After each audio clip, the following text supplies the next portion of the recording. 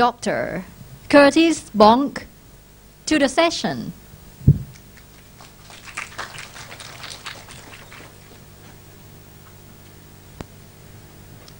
Okay. We didn't lose too many people. Thank you for coming back. Apple is still here.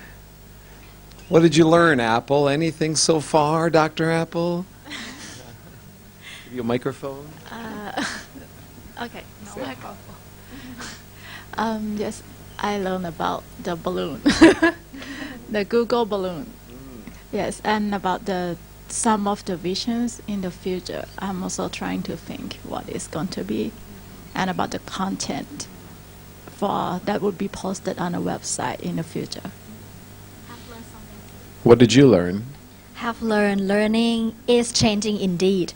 Learning is more comfortable, learning is more global, learning is more ubiquitous. Does that mean more present and update information? Learning is more technology based. Learning is relaxing. Learning is informal, I think. Because I'm not the person who keen on e-learning. It's not my area at all. I'm a scientist. However, I think I'm learned a lot today. And we all learn. Thank you, Professor. Okay, thank the two of them. Give them a round of applause. I already gave Apple a pen. Have I given you a pen over there? Thank you for helping me out. An Indiana pen for you. Yes. And I've got a little smiley man with me. I think Apple needs to get a little smiley man to take back with her. So there you go. Okay. People learning all the time. How many of you learned something so far? New. So far. What did you learn? Anyone want to share what you've learned? Anybody in the back? How to jump up and down, right? I learned how you present your lecture. It impressed me a lot. Thank you so much. It's always interactive and make me like keep up, not sleeping. So she's giving back the sleeping pills that they handed out. Okay. Now you have popcorn in your bags, right? Everyone get some popcorn out. Let's have some popcorn. I want some popcorn. We break at 12 o'clock. 12 o'clock-ish, about 12, right? 12. Okay, what time is lunch? From 12 until 1:30? 1, okay. So pull your popcorn out. We'll take a break right around 12 or a little bit, 5 after 12 or something like that, okay? I want some popcorn, so please open up your bags, look inside. I need some popcorn. I haven't had popcorn in a long time, okay? Superman needs popcorn.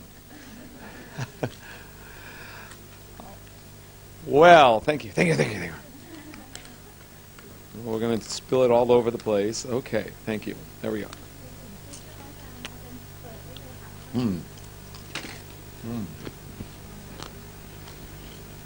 Can I speak and chew popcorn? No. These men here were in Dubai, Men's College. Collaborative learning. New way of learning. This is the old way I was taught as an accountant. Direct. Monkeys to cats. Right? We're moving from an age of direct instruction to guided learning. We're moving to become curators of learning. Museum curators. Have a model, a role model for all of us. We find the best contents and we make them available for our students. Curating. Concierge, my hotel, I'm staying on campus here, right, tonight? I'll ask the concierge for advices on what to see, what to do. The good instructors today are concierges. They give advice to students about where to go, what to do. I think a good metaphor of teaching is being a concierge. I have 2 frameworks I'm going to go through here with you. One is called the R2D2 framework. Read, reflect, display, and do. Some people call it a learning style model. I call it a way to address diverse learners. Okay? Some people call it a problem-solving wheel. A problem-solving wheel. This is a diverse learner right here. from Star We have Trek. engaged the Borg. The Borg. Diverse learners that we have in our classrooms, okay? They need to address many learning styles. Verbal learning, reflective learning, visual learning, and hands-on. You can go in any order. You can pick any part. I'm going to start up here, reading, then reflecting, then displaying, then doing. There are 100 activities in my book on the R2D2 model. This came out in 2008, called Empowering Online Learning. That book costs money. My new book is free. Which would you rather have? The free book. It's newer. It's free. This book, I'll go through anyways. If you're interested in finding out more, there's a website from my homepage on this one. It's one way to divide the web up into 4 things you can do. Remember, we all learn was 10 things. This is just 4. This is simpler. Okay? So if you're getting overwhelmed with so much to do online, this model will help you overcome your tension, your frustration. That's the intent of this model. In my syllabus for my classes in the 1990s and into 2001, 2, 3, I had read, reflect, display, and do on every syllabus. And someone from Texas Tech, she said, you have the R2D2 model. Let's write a book on that. And so we did. Her name is Ka Zhang. She's originally from China. We did a book. She told me I had an R2D2 model. I didn't know I had an R2D2 model, but there it is. So we did this book together. And this is the problem-solving wheel she designed. So 4 types of learning. Reading, reflecting, displaying, and doing. Auditory, reflective, visual, tactile. I'm going to skip through some of these, but I'll go through the main points here so we can get to lunch, right? So we'll start with verbal learning, talking, whispering, text. Computer, this is Captain Picard. Return all... Okay, Captain Picard, go away. Okay. Words, spoken, written expressions. This guy here was on Star Trek, Next Generation. His name is Geordi LaForge. I stood next to him last year in Austin, Texas, and he didn't know because he didn't have his glasses on, his visor on. What can you do with words online? Well, you can collect words, oral histories online. There's a new tool for collecting oral history called Meograph, free, to collect audio files. In the U.S., we have a website on slavery where they collected audio files of former slaves who were freed by Abraham Lincoln in 1865. 20 years later, well, actually 60 years later, many were still alive. They brought them to Washington, D.C. and recorded their voices, their grandchildren's voices, all in one website from public radio and public broadcasting. There's a timeline of slaves where the slaves talk about what it was like to be a slave in the U.S. Grammar checkers. Many of my international students, including Apple here, would come up to my office and say, Dr. Bonk, is there a grammar checker on the web for free that I can use for my papers? And I'd say, sure. There are lots of them, you know. So my international students get worried that they use the right language, passive voice or active voice or whatever. There are websites out there. Now, Apple didn't need them, actually. She was so smart she didn't. But many of my students needed them. There's Grammar Checker, Grammar Check, Spell Check Plus, Paper Rater, Ginger. All these do this for free. If you want the enhanced version, you pay a little bit of money. Text on the web. Announcements in Moodle. Announcements in the course management system, Blackboard or whatever you use. Twitter feeds. Information coming via Twitter is text. Facebook status updates is text. Text online. We have too much text sometimes. I don't trust you, Q. I don't trust him either. Where'd he come from? Reflective learners online. How many of you are reflective learners? Like to reflect. One honest person. What's your name? Thank you for being honest today. I should give you a pen. Okay, let's see if I can. Nope. So, people who want, you want a Smiley pen or an Indiana pen? Indiana University pen. Watch out. Okay. You want $1 million too? Pass him back $1 million for the gentleman who is honest. He deserves $1 million. There you go. Reflective. You see, now all you wish you raised your hands. Who's a reflective learner? Only one. Okay. Observing, watching, judging. Part 2 of the model. Reflection.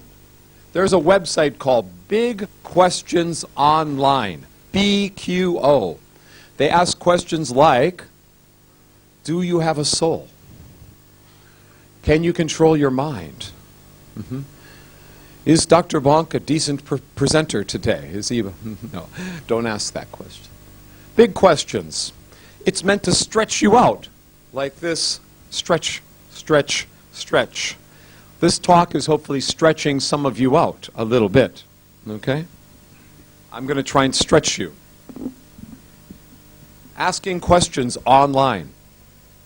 Timelines online. Look at these timelines. I'm going to show you a couple of interesting timelines on the web. I opened up some of these. We have a timeline of Steve Jobs' life on the web. If I go to this, here's a timeline of Facebook. You can find out information on Facebook on a timeline online. Here's a timeline of Steve Jobs' life. Look at what he looked like when he was young, right?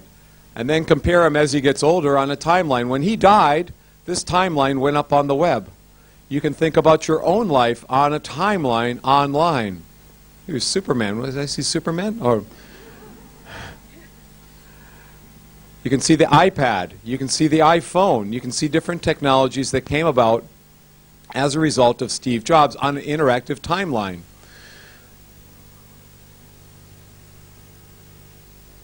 This is a timeline of Arab Spring. As I go across the navigation bar, different months come at us. Algeria, Bahrain, Iran, Iraq, different countries are on this horizontal. On the vertical, we have different dates coming up. As I scroll, we have April, May, June. I can click on the news for Libya. Up it comes. Interesting interactive timeline, okay? That up comes the news for that particular day. It's taking a little while to call this one up there, but trust me, all these are news items. Each one of these is news, political news, all explaining Arab Spring on one timeline. Here's an interesting timeline. After Sandy Hook happened in the U.S., where we had elementary kids being killed, the Huffington Post in the U.S. posted a timeline of deaths from guns. All these red marks are people dying due to gun violence by day. January, February, March, you can see gun violence displayed visually on the web. So we have Arab Spring visualized. We've got Steve Jobs' life visualized. We've got Facebook visualized. My friend Brian Ford put all his biology videos on the web for free. And in laboratory news, hello, I'm Brian Ford, and in laboratory news, I'm looking at a theory about dinosaurs. The thing is that they just don't make sense. The loading on each limb of a terrestrial dinosaur would be up to 10 tons, even more. So Brian is my mentor, my friend. He's put all his research up on the web for free as a scientist. One of my students put a glossary up on the web, a video glossary. So she's got words, and as you click on each word in her video glossary, you can get the definitions, and you can get a video explaining that word and what it means. You can watch the video. This is a glossary on learning theory.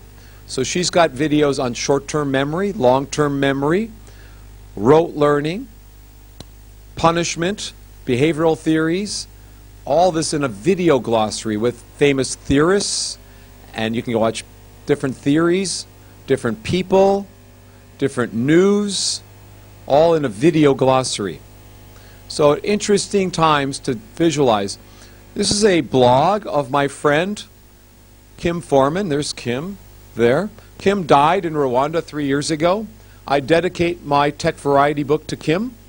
You can read about Kim and her website, comeandseeafrica.com, even though she died a long time ago. She's got pictures, videos. There's her and her husband there. If you download My World is Open book, you can get more information on Kim. You can use her blog, even though she's dead. She died, as I said. So resources can be reused. I can show you MIT, letter, let's make education free. All online, Charles Vest said, let's make it free. I can show you a website, Wolfram Alpha. Wolfram Alpha is a database of everything. Nutrition, statistics, history, chemistry. It's an interesting website. Music, engineering. It's a database of databases. Anyways, I wanted to show you a couple timelines on the web because timelines can help you reflect. There's Kim Foreman's website, Reflect, Reflect, Reflect. Her blog is up on the web. Number 3, visual learners. Part 3, flowcharts, timelines, diagrams, pictures. Here we've got a map of the world showing people taking massive classes. This map tells us gender, how many females are in this class. This map tells us how many finished the class. This map tells us the age of people, how many are under age 20 and what part of the world they're coming from taking these classes. So maps help visualize information, make sense of information. Videos can help training. Doctors can be trained on how to treat a patient through videos online. Part 3 of the model is visual learning. There's so much video today, we have to think about how to use it. Here's a map of the U.S. This map from 1970 shows how many people finished college by state. I'll click on the map. 40 years later, how many more have finished college? Look at this again. 1970, 2008. The darker the spot, the more people finished college. You can see maps help us understand trends and information. Part 4, doing something. All stations, prepare for reconnection. Doing something. Trying it out. Simulations, animations, experiments. My students do documentaries or films of what they've learned in my class. My students do YouTube videos of what they've learned in my class. My students write books of what they've learned in my class. There's a website called BookRix. At BookRix, you can post a mobile book. My students say, Dr. Bonk, I don't want to do a simple paper for you. I want to write a book for the world. I want to write and post it for the whole world to read. My students say, Dr. Bonk, I don't want to do your final project. I want to do a documentary of your class for next year's students to understand this class better, because it was hard the first week understanding what you want me to do. So one of my students did a documentary. She was from Uzbekistan. Another one of my students did a book. She was from Washington, D.C. Another one of my students did a mobile app. He was from Shanghai, China. He did a mobile app explaining my class. My students do stuff. They do podcast shows. They do blogs. They do mobile apps. They do documentaries. They do videos. So that's the 4 parts of the model. Read, reflect, display, and do. Now my other model, I've got about, well, I said we go about 5 after, so about 10 minutes. I'm going to go through is on motivation. Because Engage. these students in Japan that I met back in September were sleeping at my talk. I said, well, I can do better at speaking. And so I created a new model on motivation. Okay? Apparently students in Japan sleep a lot in class. Not like Thailand, but they sleep a lot. So what did Jean-Luc Picard say in Star Trek? Engage. You're all going to say it with me. 1, 2, 3, engage. Engage. Okay, let's try that again. 1, 2, 3, engage. Engage. Yeah, thank you, Jean-Luc. Here's the plan. Okay, We get the warhead and we hold the world ransom for how much? $1 million. No. Okay, I got $1 million bills with me. Obama gave me the stimulus package for Thailand before I left on the plane. He said, please bring $12 million to Thailand and give it away. Give it away. So I will give money away here to people who give me a word. And the word I'm looking for is a word that relates to motivation. Pick any word when you think of motivation, and inspiration is in number 10 in the list. There you go. You inspire me. Number 3 on the list. Say that for everybody. Fun. And she's looking ahead. Challenge is number 9 on the list. Very good. Interact is number 7 on the list. You guys are really good. What? Games, number 3 on the list. Yes. Who said something over here? Number 3 on the list. There you go. Okay, I got to get to the back row. They're mad at me for not coming. Wait, what? Participate is number 7 on the list. Thank you very much. Okay, what else? Number 2. Finally, we got number 2. Thank you. You wanted your money. How about the back row people I picked on earlier? Creativity, generating ideas, number 10. Thank you very much. Got 3 more million left. Hold up your hand if you really want one. I won't, anyone? How about the lady way over there on the left-hand side? Oops, sorry. Anyone on this row? What do you have? Give me a word. Entertainment, pass her million down. That is number 3 on the list. Okay, thank you for coming. Anyone else? Oh, we got the people in the front row over here. They feel left out. You got your hand up? Yeah. Number 7 on the list. Pass that back. Pass them back a money. We got 1 more million left. 1 more million. Oh, Oat wants the $1 million. Tell us what it is. Rewarding. Did someone say reward earlier? Someone did say reward. No? Okay, you get your $1 million. Thank you, Oat. Okay. You guys are really good. That was the most answers I've gotten in a long time. You were way ahead. You've been training people. Someone's training folks. So, see, she got her $1 million. Mimi got her $1 million the other yesterday. So I didn't pick on her today at all. Okay.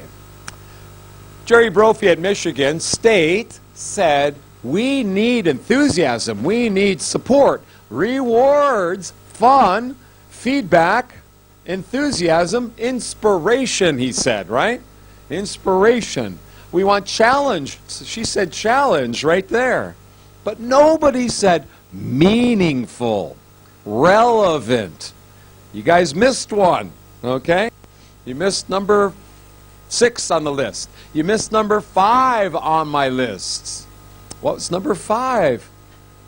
Autonomy, choice, flexibility. Ohm said, make today flexible.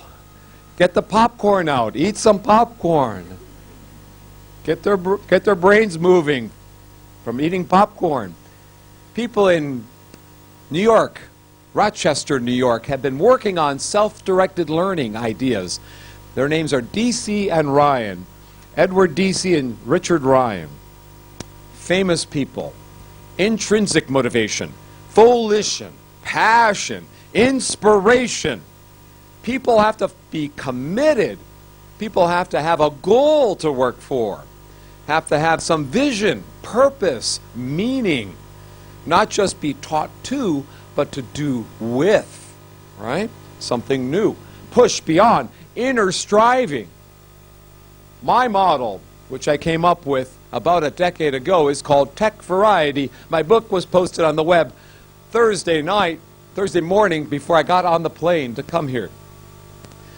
So you can download techvariety.com, T-E-C, variety, tone or climate, curiosity, encouragement and feedback, variety, autonomy, choice, flexibility, opportunities. You forgot these 2. You had all the rest. You forgot the most important 2. Why is that? They're not important in Thailand? Yesterday, Chula people told me these 2 are not important in Thailand. Interesting that also you didn't pick these 2 out. Interesting. Maybe it's a cultural thing. Other people might say to me, no, number 2 is the most important in the list because students want feedback on everything they do. 2 is the most important. Others told me number 10 is the most important, to have a goal, a product. If you build a product, everything else will fall along the way. So 10 is the most important. Others said number 1 is the most important because that's about climate and sense of belonging and community. You don't need to cover any content, but if you do icebreakers, you might feel connected to the class. So these spell tech variety: interactive, collaborative, engagement and effort, tension or challenge, she said challenge, and yielding a product. So let's give some examples and then we'll go to lunch. There's a new website called Flipgrid where you can introduce yourself through video, not text introductions, short video introductions, created at Minnesota. Has anyone been to Minnesota? Way up there? You betcha. Yeah. Interesting people, freezing cold up there. We've had the coldest winter. Apple's so glad she left. She missed the worst winter on record in Indiana. God, it's still snowing every day. It's like, and so much below zero. So glad to be here in Thailand. Well, you can be on your camera at home and interact on a video. Flipgrid, discussions through video. You get to meet people. We met at a conference, all of us. We did a Flipgrid first. We met each other online. Pictures online. I have my students find a picture from Iceland or a picture from Finland or a picture from Thailand, put it up on the web and explain how that's relevant to you, to introduce themselves through a picture. Visuals, icebreakers. I have my students getting feedbacks. Unfortunately, I hit this link and I found out I messed up. This tool is called Vocaro. It gives feedback, audio. Hello, Chiang Mai University conference people. I hope you're having a great time today. I made a mistake. I posted the Chiang Mai link instead of the link here in Bangkok. But you get the sense. You can give short audio feedback just like that to people. Vocaro is a free tool. If you don't want to write, I hate writing all the feedbacks. I can now talk. I like to talk more than write. So this is a free tool to give audio feedbacks. Okay? And I could show you and demonstrate if I had a microphone. Polling. There's a website called Poll Everywhere where you can poll you on the mobile device. You can, like clickers.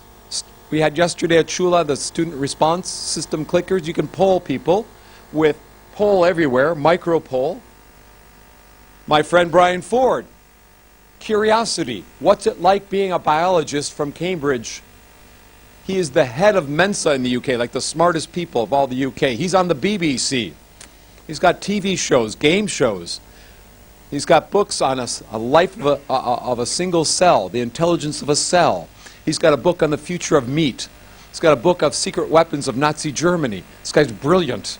He's put everything up on the web so you can understand what it was like to become a biologist in the 60s, 70s, and 80s and today. He's got the longest book title. He's got a book with the longest book title. It's like 90 words. Amazing guy.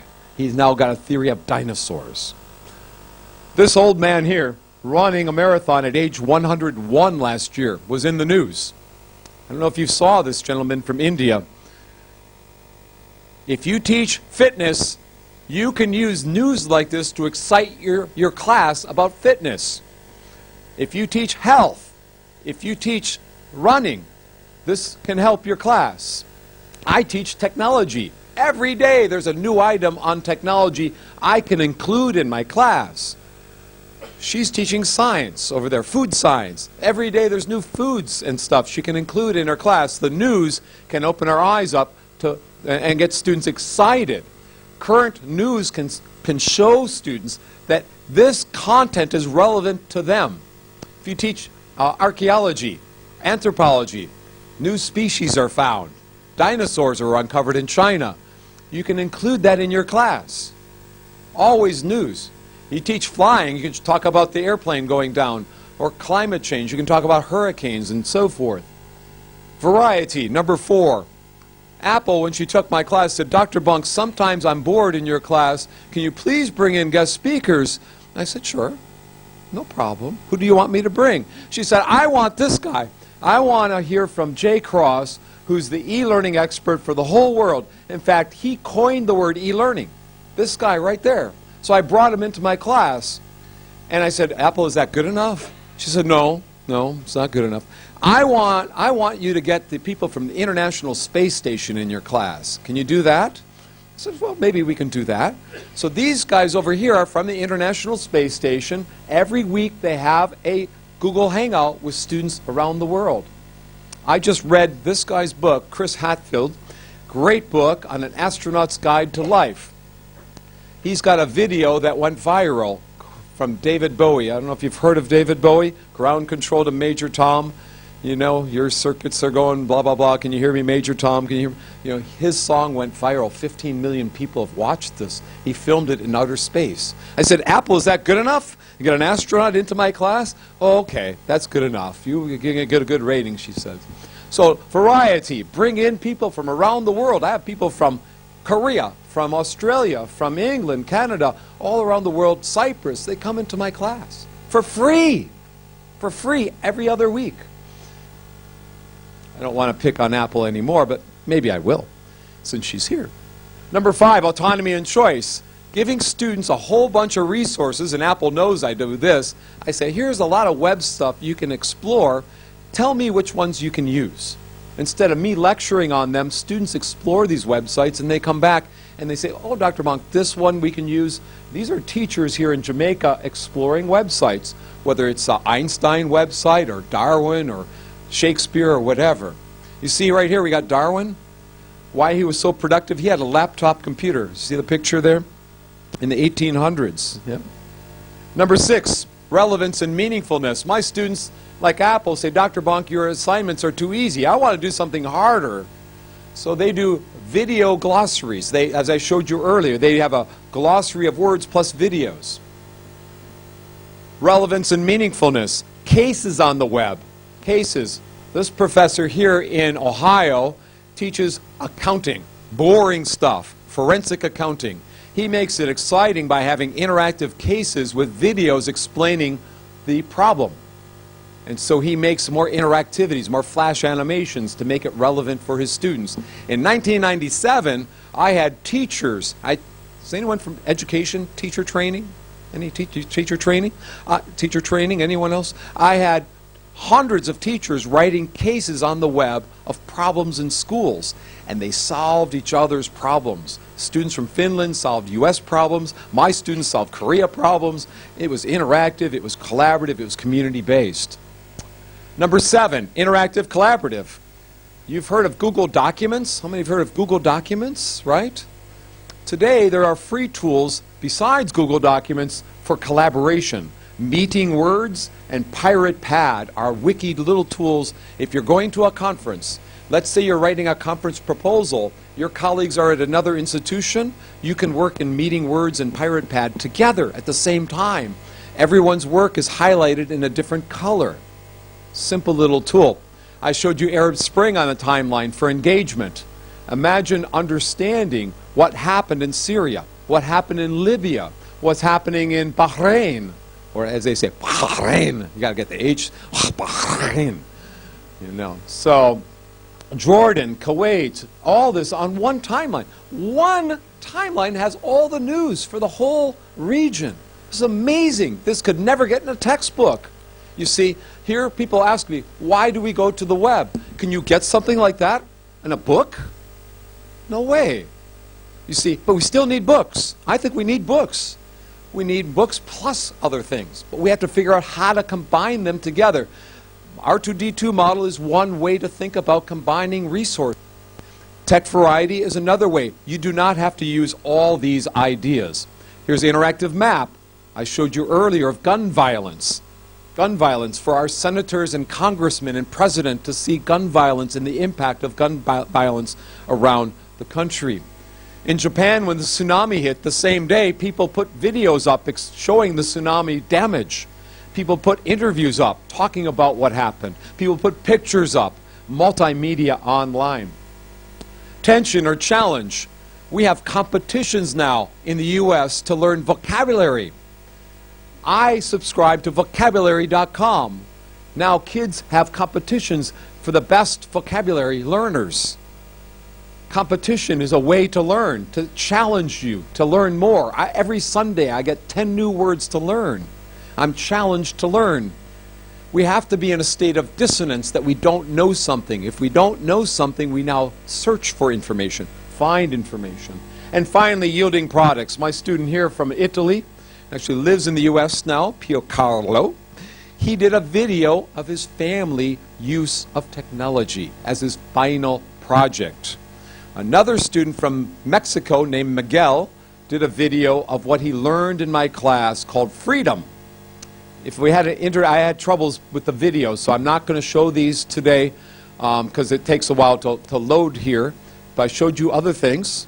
So these are final products. So number 10 in my list is yielding products. Products give you goals. So that's the tech variety model: tone, encouragement, curiosity, variety, autonomy, relevance, interactive, engaging, attention, yielding products. Tech variety. Again, there's a free book. So I am not going to get to the last part on blended learning. I'm going to tell you that those notes are on the web, trainingshare.com, off my homepage. I want to end there. This is me doing a mooking stance. I will say that these storms we had this year, snowstorms, I will say SARS, H1N1, hurricanes, earthquakes, are all happening and opening people's eyes up to blended learning and fully online, because with blended and fully online, you can be learning even though there's SARS or H1N1 or a hurricane or a tsunami. Well, maybe not with tsunamis. But all these others, we have to think about how to be proactive, not accept online learning just because we have a H1N1 outbreak. We should accept it before SARS, before H1N1, before a hurricane, before a catastrophe. Unfortunately, our politicians react to catastrophes. We have to be proactive in thinking about using online and blended learning. So that's kind of the start to that talk I was going to give later. But I'll end with this tech variety model. Let me see. Do you all have a question for me? Does anyone have a question for me that they would like? We got a couple questions written down. Why don't you see if anyone raised their hands if they have a question? I'll flip to the end here.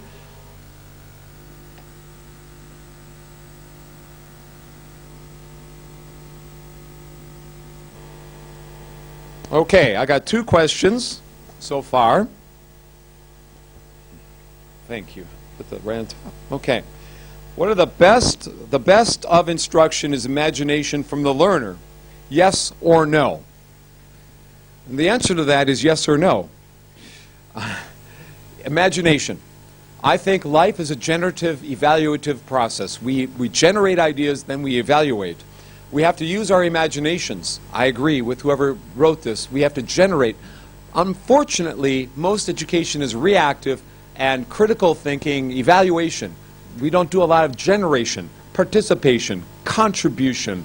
So in Thailand and in Taiwan, where I was 2 months ago, Japan, where I was in September, people listen to the instructor instead of participate. We don't generate, we listen and evaluate.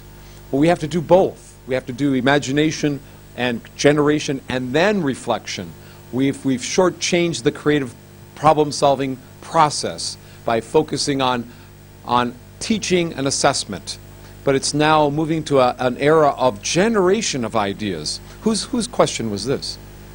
Thank you very much. You get a pen. You want a smiley pen or an Indiana pen? Which one? Not both. Which one you want? This one. Okay. We have another question that came in. Given that you are a university's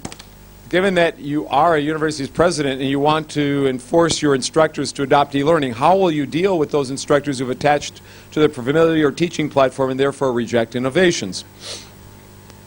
I forgot, that's a great question. In my Tech Variety book, Chapter 14 is how to deal with resistant instructors. I have 10 ways in that, and it's a free Chapter 4, the whole book is free. So there are 10 ideas on how to work with and change the culture. Whose question was this? Yeah. Did you get a pen earlier? Indiana pen. Okay. So there are many things you can do. You can create a mentoring program to mentor people. You can we have a laptop program. We have an iPad program where if you get 16 hours of training, my university gives you an iPad. So it changes the mindset a bit. We have a conference We have a summer conference where faculty show what they're doing with technology in our student union. They have posters of what they're doing. We have lunches, brown bag free lunch, to hear how a faculty is using technology. Many things you can do to change the culture. It's not one thing. Day like this is okay. You need to do a systemic, many things combined to change a culture. It's a cultural thing. Small success, very important, small success. So in my Tech Variety book, every idea is ranked for time, risk, and cost. Low risk, low cost, low time, to high risk, high cost, high time. Some of you are going to try things over here. Remember stretch? Some of you will be over here. Simple things. We call it baby steps. There's a movie called What About Bob where he takes baby steps, baby steps, baby steps, right? Some instructors are resistant or reluctant, but if you give them simple things they can do, like adding videos to the class, simple thing to blend the learning a bit. You don't have them do a mobile book or something. That's harder. That's harder. Stay with the simple. So both books talk about low risk, low cost, low time. Great question. Many parts to that question, I could talk forever on that question. Let's see what else we have. And times have changed. In 2005 or 6, all of a sudden people were no longer throwing tomatoes at me. No one threw a tomato at me today. Because in a decade ago, people said, Dr. Bonk, go away. We don't want to hear about online learning or none of this. They would be glad when I left. Now today, everyone's interested in my mother's interested in this. I mean, my mother's 80 years old in a nursing home. She's interested in what we're doing, you know. So everyone's interested in this topic. Times have changed. Okay, let's see what else we have. I've asked those two already. Got 3 more, and we'll go. Maybe not. We might not get to. What is the way of success factors to set up a site like EDX? Your vision of e-learning next 5 years. How to get into a MOOC. Someone asked me how to do a MOOC. Success. So success. How do you do success in anything? Ground up. Get people involved. Don't do top down. Don't direct it. Ask people what they want to do. Get students involved. Get faculty involved. Get administrators. Have a stakeholders all involved in any decisions. Number 1. Number 2. Try one starter, one new course if you want to do as a massive class, and build resources for the one. Don't try everything at once. Find the things that people might rally around. If you have one good example, and then you can build others on top of that. So two ideas. Number 3, read MIT. MIT has just published 12 papers on massive open online classes, and Harvard did too. They have a website explaining all the courses they put up. Read the research. They have a whole series of free articles they just put up last month. So I would read, not just talk about it, but read what's going on. Number 4, I would enroll in a massive class, sit in as a student to see what it's like. The best way to be a good online instructor is to take an online class as a student and find out what it's like to be a student. The same with building a massive class. So your other question, what's the vision of the future in 5 years? In 2060, 50 years from now, 46 years from now, we will call this the learning century. And so 5 years from now, I think we will see most programs be blended. Blended learning will be common. My 2006 book is called A Handbook of Blended Learning. Don't buy my book. It's too old, too expensive, too thick, weighs too much. There are other books out there, newer ones. But I know from doing that book that the whole world, we have chapters from South Africa, Singapore, UK, everyone's going to blended learning, and I think we're safe. People want to do face-to-face and online. That's blended. So I think in 5 years you'll see more of that. I think in 5 years we'll see more global partnerships, and cross-cultural partnerships. The whole country of Thailand. Last night I had Thailand Cyber University people. Where Michael? There he is. We had dinner last night. And I think here in Thailand you will see more presence from Thailand Cyber University leading and taking a leadership role in what's happening. Third is, I think, technologies. Some things that are fairly easy to use, like YouTube, will have tools to help you better use video. There's a tool called Tube Chop that lets you chop video up into pieces. There's a tools for annotating video. There are tools out there for discussing video. So it's not just talking head, boring video. We'll find ways to enhance video. There's many things. In my World is Open book, I have 12 trends to the future. One of the trends is the rise of super e-mentors and coaches. Because if you have all this self-directed online, you have to have a chance to talk to someone, a guru to talk to about what you learned. I think teachers are going to fill that role. Whose question was that? Who asked that question? Oh, okay. You got a pen already, right? Did you get a pen? You got one. Okay, sorry. Okay. Would e-learning be effective in teaching psychomotor to dental students? Actually, the School of Michigan has their whole dentistry program online. So look at who asked the dentistry one. They have the whole School of Dentistries on a podcast show. But I don't want to have a dentist from Michigan. I want a dentist who not just learns through podcasts. I want a dentist who learns how to really know. So supplementing, they have the podcast to supplement the lecture. That's an example. Could you teach psychomotor through podcasts and videos? Yes, you can. And they're proving it both at Indiana and also at Michigan. So take a look at the dentistry site at Michigan as an example of that. You can teach psychomotor skills. You can teach swimming. You can teach diving. You can teach dancing. You can teach kinesthetics. In fact, that's the easy stuff to do. People think some of this hard. That's actually easier than some other thing. You can teach violin. Dueling violins online. Playing music. Last question.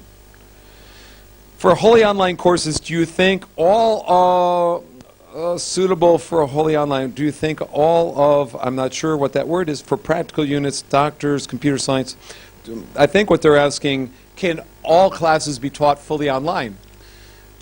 Some engineering classes, I don't think I want to teach fully online. I want someone to learn how to build a bridge face-to-face, not just online. So there are some disciplines that fully online may not work well for, in part because computer technology isn't ready yet. Like physics equations, chemical symbols can't be shown sometimes online, but that's changing. Early on, there are certain disciplines that were hard online because the algebraic expressions were difficult to put up online. These are all, whose question was that? Yeah, I mean, I don't want my doctor fully trained online. I want them maybe to have a blend and enhance it. So, did you get a pen? You didn't get a pen. Okay, there you go. Okay, that's a lot of questions. Thank you very much. We're over by 25 minutes. Sorry, Om. She's looking at me again, staring at me. I have one final question for you. How many of you feel like you've learned at least one thing today? More than 3? Anybody? Whose brain is now kind of full and mushy? Too much learning. Anyone? The gentleman in the back. I have a solution.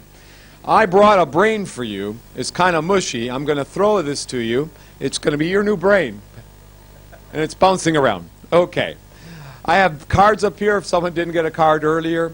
Maybe we can get a picture of everyone up here before we go if someone would like a picture. Thank you for inviting me. This has been fun today. You have more this afternoon. I'm going to the palace. I'll be gone. But thank you all for inviting me. It's been great being here. Thank you. Thank you. Thank you ever so much for your time sharing the experience with us today. And we all learned. The world is very open. New things could be learned all the time. Of course, not only free book, not only free video, but tons of knowledge and updated information about e-learning. Also learn keywords. Thank you very much indeed, Professor Dr. Curtis J. Bonk. We do appreciate your time. We all learned. Please give him a hand. If you have further questions, I'm not sure how to find out and ask him for later, but for the time being, let me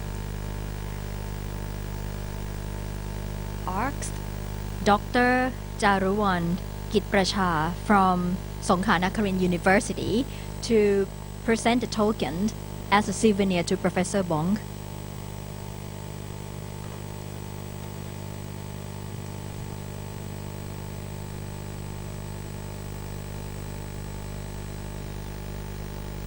Thank you ขอบคุณมากค่ะ Next, for Dr. Amonwan Lim Somut, Director of E-Learning Center, to give another token as a souvenir to Professor Bonk.